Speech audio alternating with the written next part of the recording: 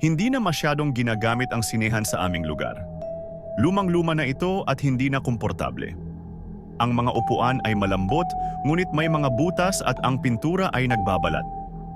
Ang mga ilaw ay waring nagbibigay ng isang malabo at misteryosong liwanag. Isang gabi, nagkaroon ng isang pangyayari na nagpakinang sa mga kwento tungkol sa sinehan. Isang grupo ng mga kabataan ang nagpasya na mag-movie marathon doon.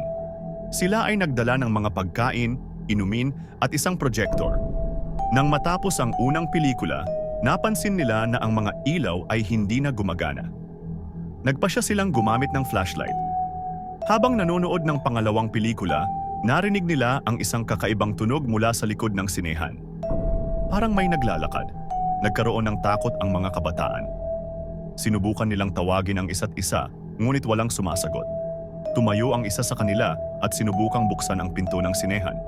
Ngunit, ang pinto ay nakalock mula sa labas. Nang magsimula silang magpanik, narinig nila ang isang malakas na kalabog mula sa likod ng sinehan. Pagkatapos ay narinig nila ang isang malamig na hinga.